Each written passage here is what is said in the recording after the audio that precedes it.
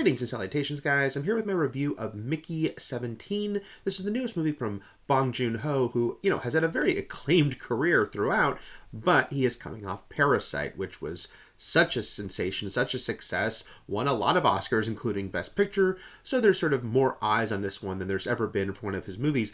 Also, this is the first time he's made a huge budget full studio film. I mean, Okja was released by Netflix, which I realize at this point is also a big studio. But this is, a Warner Brothers theatrical release, over $100 million budget. So it is sort of scaling up on that level. But this is such a different movie from Parasite. This is returning to the more sort of fanciful, wacky tone of some of his other work. Although Parasite, was certainly comedic as well, this feels very different. It's in a different realm. This is set in a future where humanity has developed the ability to make copies of people. And I'm not saying clones because it's much more a copy. They literally print you out of a physical printer. And just that visual alone, which is very funny, strange, weird, I think sets the tone for what this movie is. So if you have opted into this program where you're called an expendable, you, after you die, can just be brought back, and they have saved, your memories, and they can just upload that to the next body. And this program is outlawed on Earth, but not in outer space, and as humanity is going into space to colonize, it is pretty commonplace for a ship to have an expendable, and that's where Mickey comes in, played by Robert Pattinson, a guy who's down on his luck, needs money fast, and so takes this job that is a pretty awful job because, you keep coming back, but you're treated like crap, because the idea is, as they go out and colonize, he is going to be the human test subject for anything they encounter. So, can humanity survive on this planet? What can they survive of the temperature? What can they survive of viruses around?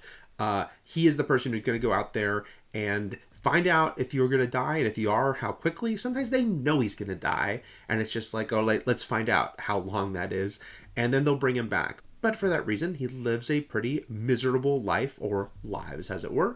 And now he is on his 17th iteration, except something goes wrong. Mickey 17 is left to die, but doesn't. And so when he returns to their ship on this planet that they're colonizing, Mickey 18 has already been printed out. And now they have a problem, because one of the big rules you're not supposed to break is ever having multiples, two of the same at the same time of a person. Watching this movie, I actually thought a lot about the two movies that Bong Joon-ho made before Parasite, which is Snowpiercer and Okja, because in some ways it kind of blends those sensibilities. Snowpiercer was a very dark, grim movie about a future where humanity was barely hanging on, there's barely anyone left, and sort of the lengths they'll go to, and its tone was just, very nihilistic and nasty. Okja was a fanciful movie. It was, a bit of science fiction, a bit of fantasy, very wacky. This movie kind of blends those things together, because we're in this sort of dark future where dark things are happening, but the humor and the tone is much more silly, wacky, purposely strange. Just the recipe for a movie that Robert Pattinson would say yes to. I think that there's some people that are just going to be out on this because it's not for them, a movie that is being this strange, this weird. I think you can watch the trailer and get an idea if this might be for you. But I think if it is, I think it's pretty good. I do think it's a lesser movie from a great director, but it still was pretty entertaining. I laughed a lot at it. I laughed a lot at the performances. Robert Pattinson is doing a very strange, sort of squeaky, funny, high-pitched voice as Mickey 17. I'll get to Mickey 18 in a moment. And a lot of the other characters are also operating at that bigger-than-life level. Mark Ruffalo, for sure. He plays the leader of this colony.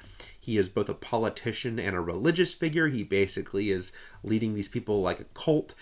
He's got big, crazy, scary fake teeth. He is very pompous, arrogant, loves himself. And Toni Collette plays his wife, his both adoring wife and very much his partner in crime. These are two people who are very clearly used to getting things their way and don't care who they have to stomp on to accomplish what they want. Yeah, I enjoyed these performances quite a bit, and I very much enjoyed it when we meet Mickey 18 because it turns out that all Mickeys are not created the same, that they can have sort of personality variations. And so Mickey 18, he's a much grimmer and glum individual than Mickey 17, and Pattinson speaks in a totally different speaking voice, has that character that I think does a great job. Even though they're made to look exactly the same, they act very different, and I really like that dynamic. Where I think the movie falters on some levels. So first of all, it's hit or miss comedy. I mean, a lot of it works. A couple times it's a little strained, but also there's a lot of plot lines and a couple of characters that feel pretty extraneous or like they're very underused. Stephen Yeun is a great example of that. He's actually kind of distracting because you're like, what is he doing in this movie in such a nothing part? And I know the answer is that this is a director at this point who just actors want to work with and will probably say yes to any role in any of his movies. But not a lot comes of this role. He plays, Mickey's, I say best friend, but not really, an old friend of his who's pretty much a fair weather friend. And he comes in and he makes some sort of snarky remarks here and there. And there's a little bit of a subplot about why they're on the run, why they left Earth in the first place. But not a lot comes of it. It doesn't feel very substantial or particularly funny in a movie that has a lot better, funnier material. So it kind of feels like a waste of Stephen Yeun. And then there's the character of Kai. We enter into the movie with Mickey in a relationship with Nasha, played by Naomi Ackie. And that is a fun dynamic between the two of them. And the fact that Mickey is kind of the loser on the ship, but he's got this adoring girlfriend. He's got this stable relationship and she kind of stands up for him. And when he's kind of being bullied, she will step in. When it turns out there are two Mickeys, then it becomes this interesting sort of potential love square almost, because there's this character Kai, played by Anna Maria Bartolome, and she and Mickey 17 sort of seem to have some sparks going in a way that makes some questions about, how is this going to go? There are now two Mickeys, which means there could be different relationships. There's some fun aspects there with Nasha thinking, I've got two of my boyfriend. That could be interesting for me. And some places that you might think characters like this would go if they had this opportunity. But I don't think the movie really explores any of that, both on the sexy time side, but also even just on the relationship side, and the fact that these two Mickeys do act so differently, and maybe that they would end up with different people, or maybe things go differently for them. It feels kind of dropped by the end. It feels like there's not good closure on the idea that we're getting here about these divergences between the characters, and I thought that was disappointing.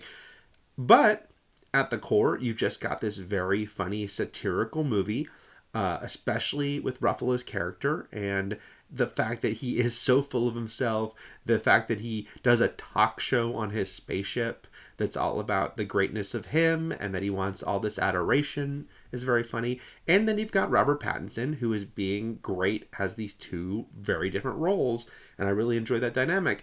It all leads to kind of a big final confrontation that on one level is almost like a big sci-fi alien confrontation because there are creatures out there on that planet. And a big question is what is those creatures all about? What do they really want? But of course, this is not a movie that's going to give you some amazing, huge sci-fi action battle showdown. It's not trying to. That's not what it's trying to accomplish.